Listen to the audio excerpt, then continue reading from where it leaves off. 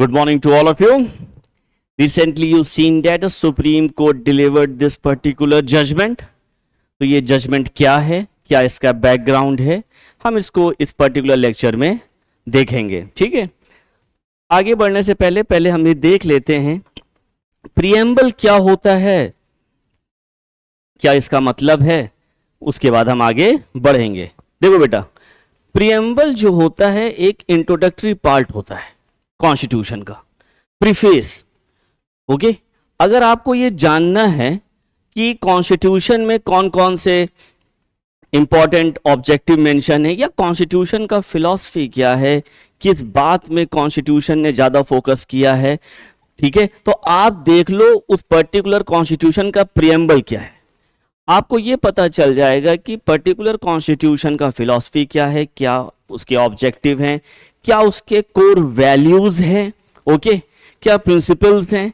ये सारा कॉन्सेप्ट आपको पता चल जाएगा प्रीएम्बल से. एक समझ लो, एक शॉर्ट फॉर्म में एक डॉक्यूमेंट टाइप का है जो ये बताता है पर्टिकुलर कॉन्स्टिट्यूशन के डिफरेंट ऑब्जेक्टिव्स, फिलॉसफी, ठीक है, principles of the Nations, core values, framers जिन्होंने कॉन्स्टिट्यूशन बनाया है वो क्या क्या इंपॉर्टेंट फीचर्स को ऐड ऑन करना चाहते हैं, ये सब प्रीएम्बल में मेंशन है. हम बात करते हैं इंडियन कॉन्स्टिट्यूशन की, तो हमारा जो प्रीएम्बल है it is based on the objective resolution which is drafted and move by the Nehru ji as on date 13th December 1946. Okay. इसको बाद में adopted by the constituent assembly 22nd January 1947. इसी बेसिस पे, इसी ऑब्जेक्टिव रेजोल्यूशन के base पे preamble बाद में बनाया गया. ओके. प्रीएम्बल को एक बार अमेंड भी किया जा चुका है 42nd कॉन्स्टिट्यूशनल अमेंडमेंट एक्ट 1976 में, and after that 3 new words को एड ऑन किया गया था, सोशलिस्ट, सेकुलर एंड इंटीग्रिटी. जब ये मैटर पहुंचा सुप्रीम कोर्ट में कि प्रीएम्बल कॉन्स्टिट्यूशन का पार्ट है या नहीं है, there are the different cases, लेकिन हम सारे केसेस नहीं देखेंगे, हम कुछ इंपॉर्टेंट केसेस देखेंगे. जैसे Kesavananda Bharati case, Supreme Court ने यह कहा the preamble is the part of the constitution. Even the LIC of the India case 1995, Supreme Court ने कहा कि preamble is an integral part of the constitution. Okay. तो this is something the introduction part with respect to the preamble. अब देखते हैं case क्या है. देखो बेटा, डिफरेंट पिटीशंस फाइल हुआ सुप्रीम कोर्ट में, डिफरेंट लोगों ने किया. इनमें एक इंपॉर्टेंट इमिनेंट लीडर हैं सुब्रमण्यम स्वामी जी, इन्होंने भी पिटीशन फाइल किया. डिफरेंट पिटिशनर्स का यह कहना है ये जो टर्मोलॉजी है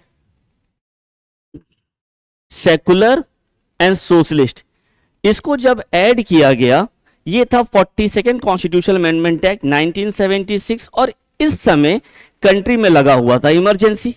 तो ये जो टर्म जिस समय ऐड किया गया था तो ज्यादा डिबेट और डिस्कशन तो हुआ नहीं.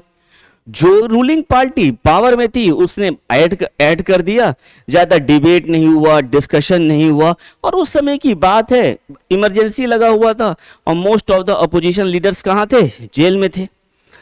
यह भी कहा गया कि इमरजेंसी में हुआ है ना, ठीक है, इस समय the voice of the people was silent. Okay, silence था. पब्लिक अगर आपने कर दिया तो अमेंड कर दिया, पब्लिक कुछ कर नहीं सकती ना. और अपोजिशन लीडर कहां है, जेल में है. तो ये समझो ना कि ये रूलिंग पार्टी ने अपने विल से कर दिया. ठीक है. ये भी कहा गया, पिटिशनर से ये भी कहा कि सेकुलर वर्ड तो ऐड है, लेकिन जब भी कोई पॉलिटिकल लीडर कभी पब्लिक में वोट मांगने जाता है ड्यूरिंग द इलेक्शन, उस समय रिलीजन, कास्ट, ये सब तो कॉमन चीज है ना. तो जब सेकुलर टर्म एड ऑन है तो वोट रिलीजन के नाम पर क्यों कोई मांग रहा है, तो ये इसलिए सेकुलर को हटाना चाहिए. सुब्रमण्यम स्वामी जी का यह भी कहना है कि जो डेट है जिस समय इस टर्मोलॉजी को ऐड ऑन किया गया प्रीएम्बल में, अभी जैसे कि हमने आपको बताया, ठीक है, इसको भी प्रीएम्बल में मेंशन करना चाहिए, क्योंकि ये डेट मेंशन नहीं किया. इस बात ध्यान रखना, ये इंपॉर्टेंट चीज है. जब 42nd अमेंडमेंट किया गया तो टर्म को ही ऐड किया गया, प्रीएम्बल में कोई स्पेसिफिक डेट को मेंशन नहीं किया गया कि it was amended with this particular amendment act, ऐसा नहीं किया गया. ठीक है. सुप्रीम कोर्ट ने रिसेंटली अपना जजमेंट दिया है, हालांकि डिटेल जजमेंट अभी आया नहीं है, उसको बाद में देख लेंगे जब आएगा, ठीक है। ये जितनी भी पिटीशंस थी जो चैलेंज किया गया सबको डिसमिस किया और ये कहा कि जो वर्ल्ड है socialist and the secular in a preamble, okay, as per the 42nd amendment act pass in the 1976, जो ये आप लोग चैलेंज कर रहे हैं ना कि इस वर्ड को हटाया जाए, ये हटाया नहीं जा सकता, ओके। ये जो पर्टिकुलर जो टर्म्स है जब इसको एड ऑन किया गया है, ठीक है, ये एड ऑन किया गया है 1976 में, लेकिन इसका जो इफेक्ट है ये है रिट्रोस्पेक्टिव, यानी कि फ्रॉम द बैक डेट है, ओके।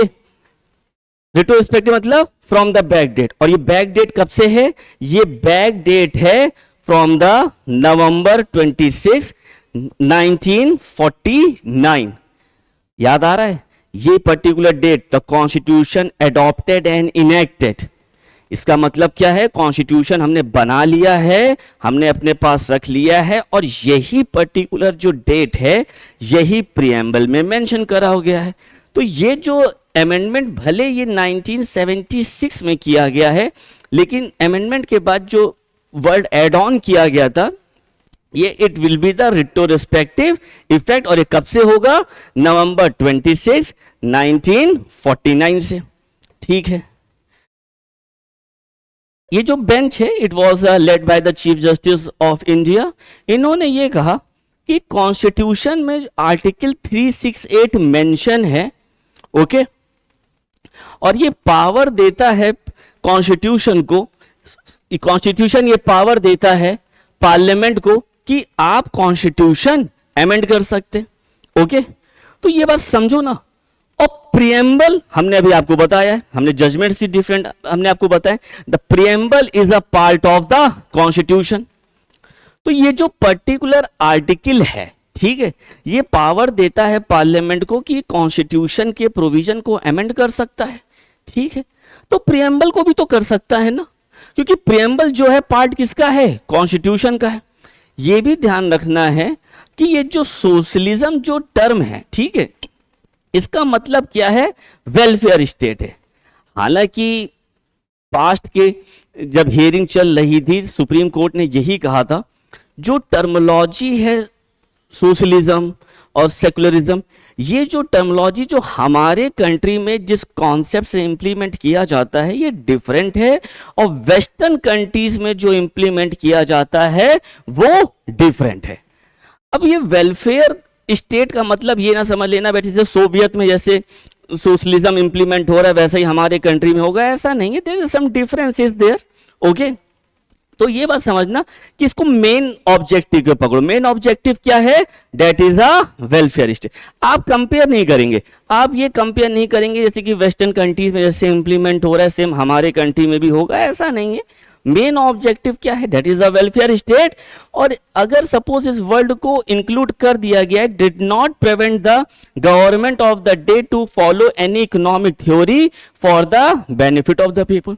यानी गवर्नमेंट अगर कोई भी नए इंप्लीमेंट इनिशिएटिव ले रही है, इकोनॉमिक प्रिंसिपल्स को इंप्लीमेंट कर रही है, पब्लिक को बेनिफिट मिल रहा है, ठीक है, इसको किया जा सकता है, गवर्नमेंट को रोका नहीं जा सकता।